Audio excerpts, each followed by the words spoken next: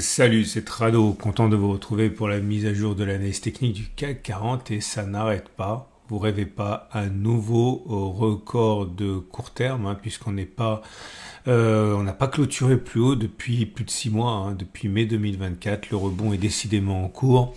Regardez, depuis début janvier. Enfin, depuis 2025, en fait, on a quasiment fait une fois et demie la progression annuelle moyenne du CAC 40. On est à 10,12%. Évidemment, c'est intenable. Évidemment, le CAC 40 a pris beaucoup de retard. Mais là, les consolidations sont minimales. Je vous rappelle que la consolidation à laquelle on a assisté nous a tout juste permis de toucher les 23,6% de Fibonacci. Là, ainsi, avant de repartir. Alors, puisque je l'ai sous la main, une fois que l'on casse un objectif, normalement, une façon de faire, c'est de trouver des extensions de Fibonacci. Vous avez plusieurs façons de faire. Moi, ma façon préférée, c'est simplement de prendre la distance parcourue avant la résistance, reporter par-delà la résistance. Donc clairement, vous prenez la distance parcourue avant la résistance, vous reportez ça par-delà la résistance, la règle du balancier. Ça voudrait dire aller chercher le cœur de la résistance de moyen terme ici, celle des 82,30, 80,30 ici, ça fait 82,00 à peu près. Une autre façon de faire, c'est d'utiliser donc l'outil extension de Fibonacci. Et là aussi, vous avez plusieurs façons de faire. Il n'y en a pas une qui a ma préférence. Alors, ça se passe ici. Vous prenez toute l'impulsion. OK. Soit vous tirez tout droit comme ça et ça vous donne les mêmes objectifs. Ici, 23,6%. Soit alors, vous consolidez en même temps que les cours ici. Ok, donc vous tirez le trait, vous allez chercher le bas ici, pour que ce soit plus visible, vous tirez un petit peu comme ça, et voilà, ça nous donne cet objectif-là des 38,2% pour un premier objectif, donc 23,6, 38,2, etc. Bon, je trouve ça un petit peu, c'est pas que je trouve que c'est un peu compliqué par rapport à la règle du balancier qui fonctionne très très bien, et bon, même si certains disent qu'il y a une sorte de magie et de loi de la nature derrière les Fibonacci, pourquoi pas, je trouve que la règle du balancier, ça fonctionne très bien aussi. En tout cas, le gap ici a été comblé. On avait vu qu'un gap baissier, ça a de la force, et un gap baissier comblé, du coup, c'est un gap qui n'était pas important, et c'est le signal de force qui est encore plus important, à savoir la hausse. Donc, de toute manière, bon, je veux pas dire qu'on va y aller, mais il est plausible quand même que l'on aille tenter notre chance sur la zone des 82,30, 80,30, et on verra par la suite. Mais vous ne rêvez pas, on clôture bien au-dessus des précédents plus bas, on est au-dessus des 8000, c'est un seuil symbolique. C'est pas ça qui m'intéresse en vérité. Ce qui m'intéresse le plus ici, c'est la structure, parce que vous savez que c'est très important la structure.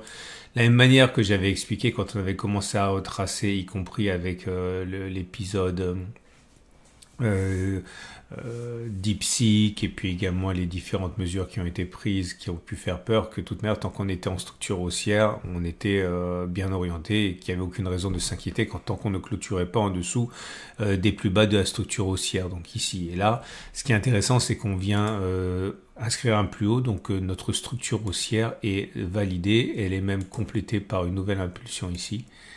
Et le plus bas de référence devient celui-là. Je fais exprès de le faire devant vos yeux, comme ça vous voyez comment je procède. Donc clairement, ça veut dire quoi? Ça veut dire que tant qu'on ne clôture pas en dessous des 7785, la structure elle est haussière, et c'est du bruit auquel on assisterait éventuellement. Par contre, encore une fois, si on cassait ce niveau-là, la structure deviendrait neutre. Elle ne serait pas baissière pour autant, elle serait neutre.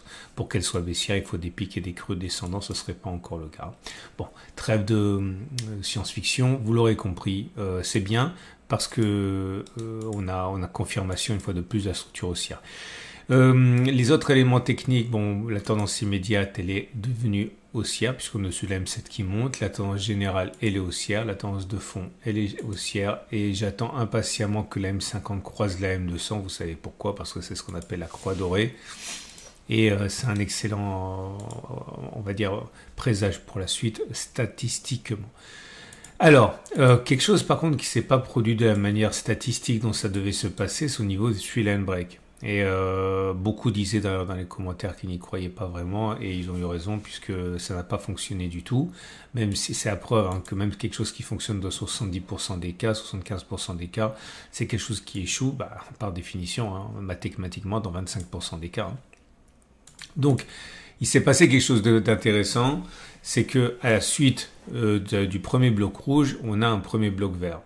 Autrement dit, là où on avait dit, et statistiquement on l'avait montré, que généralement après un premier bloc rouge, la couleur du prochain bloc elle est rouge, comme ici, comme ici, comme ici, comme ici, pas comme ici, etc. Là on a eu un bloc vert. Autrement dit, c'est une sorte de feinte de corps, et en tant que tel c'est rare, et ça mérite naturellement un petit backtest.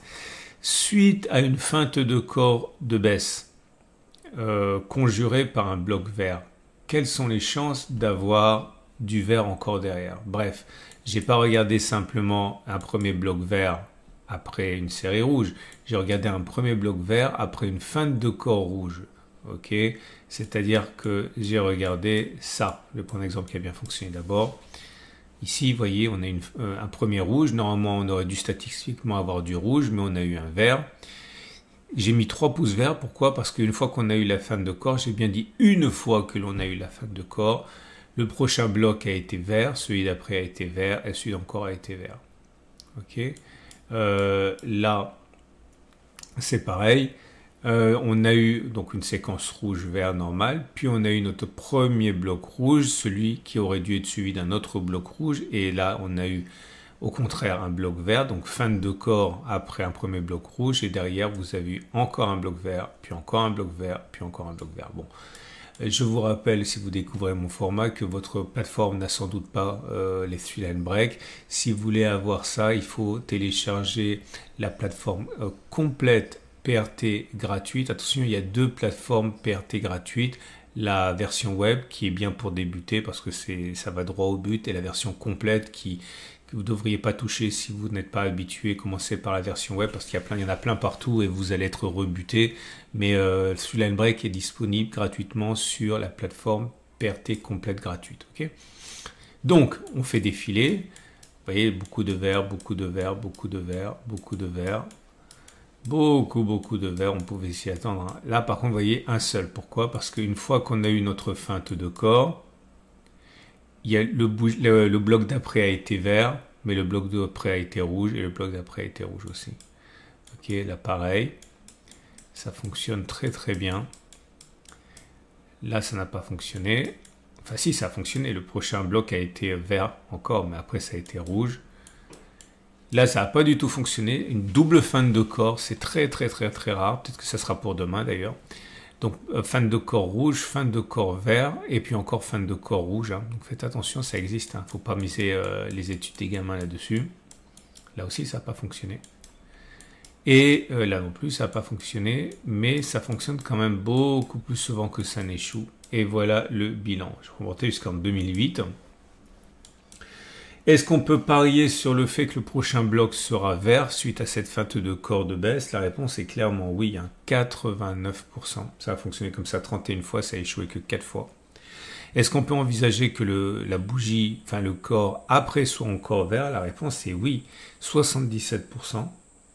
Et qu'il soit encore vers le coup d'après, donc 77% également. Autrement dit, tout est possible, puisqu'on a bien vu que dans 4 cas, ça n'a pas fonctionné, mais il est très plausible que le bloc suivant soit vert, et que le bloc d'après soit encore vert, et que le bloc d'après encore soit vert. Ok, voilà, on espère que le Thrill and Break se rattrape sur ce coup, et on va donc passer au trade du jour. Votre rendez-vous avec IG. IG, bien plus que du trading, une équipe d'experts à vos côtés.